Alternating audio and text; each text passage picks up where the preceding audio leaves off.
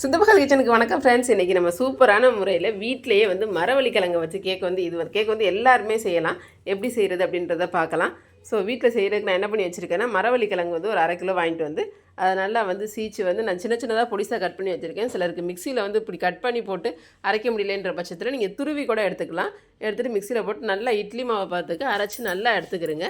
So எடுத்ததுக்கப்புறம் என்ன பண்ணுறோன்னா, அது கூடவே நம்ம வந்து தேவையான அளவுக்கு தனியாக மிக்சி ஜாரில் சர்க்கரை கொஞ்சம், முந்திரி ஒரு 12 முந்திரிக்கிட்ட எடுத்துருக்கேன். முந்திரி அது கூட ஏலக்காய் வந்து வாசத்துக்கு, 2 முட்டை, கொஞ்சமாக வந்து ஒரு பிஞ்ச் அளவுக்கு சால்ட்டு வந்து கொஞ்சம் டேஸ்ட்டை தூக்கி கொடுக்கும். அதனால் நான் வந்து அது கூட சால்ட்டும் போட்டிருக்கேன். பவுடர் சால்ட்டையும் போட்டு மிக்சியில் போட்டு நல்லா அரைச்சி எடுத்து வந்துக்கலாம்.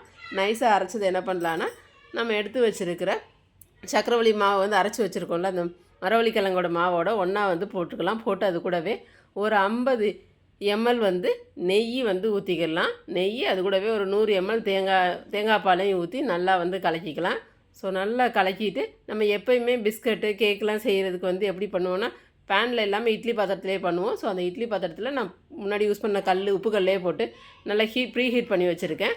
அதுக்குள்ளே இந்த மாவை நல்லா கலக்கி வச்சுருக்க மாவை அதுக்குள்ளே வந்து ஊற்றி நான் வந்து மூடி வச்சுறேன். மூடி வச்சு ஒரு பாதி அளவுக்கு வந்து அது வேகிற வரைக்கும் வெயிட் பண்ணலாம். ஒரு 15 மினிட்ஸ் வரை வெயிட் பண்ணலாம். பாதி அளவு வந்ததுக்கப்புறம் என்ன பண்ணலான்னா, நமக்கு தேவையான நட்ஸை வந்து அதில் வந்து மேலாப்பில் வந்து போட்டுக்கலாம். போட்டோன்னா அது பார்க்குறதுக்கு ரொம்ப அழகாக இருக்கும். அதனால் வந்து நான் வந்து நட்ஸை வந்து போடுறேன். என்னென்ன நட்ஸ் நீங்கள் வச்சுருக்கீங்களோ அதை போடுங்க. நான் பாதாம், முந்திரி, உலர் திராட்சையை போட்டிருக்கேன். போட்டுட்டு மறுபடியும் ஒரு 1/2 அன் ஹவருக்கு அப்புறம் எடுத்து பார்த்தா நல்லா வெந்துருச்சு. அது நல்லா ஆறுனதுக்கப்புறம் எல்லா பக்கமும் வந்து நல்லா அமுத்தி விட்டுட்டு நீங்கள் வந்து எடுத்து பாருங்கள். அவ்வளோ சூப்பராக, அவ்வளோ ஸ்பான்ச்சியாக சூப்பராக இருக்கும். வீட்டிலையே இந்த மாதிரி ஒரு கேக் வந்து செஞ்சு கொடுக்கும்போது குழந்தைங்களாக இருக்கட்டும், பெரியவங்களாக இருக்கட்டும், எல்லாருமே விருப்பப்பட்டு சாப்பிடுவாங்க. இதில் வந்து எந்த ஒரு கெமிக்கலுமே வந்து யூஸ் பண்ணல, எந்த ஒரு ப்ரிசர்வேட்டிவ்ஸும் ஆட் பண்ணல.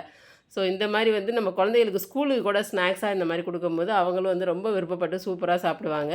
ஸோ இதே மாதிரி நீங்களும் ட்ரை பண்ணி பாருங்கள் ஃப்ரெண்ட்ஸ். ட்ரை பண்ணி பார்த்து எப்படி இருக்குது அப்படின்றத மறந்துடாமல் கமெண்ட்ஸில் கொடுங்க. புது வியூவர்ஸ் யாரும் பார்க்குறீங்க அப்படின்னா மறந்துடாமல் சப்ஸ்கிரைப் பட்டனையும் கிளிக் பண்ணுங்கள். அப்போ தான் நான் கொடுக்குற அடுத்த வீடியோஸை நீங்கள் வந்து மிஸ் பண்ணாமல் பார்க்க முடியுது. நீங்கள் சின்ன சின்ன பீஸ்களாக போட்டு வீட்டில் எல்லாருக்கும் சர்வ் பண்ணி கொடுங்க.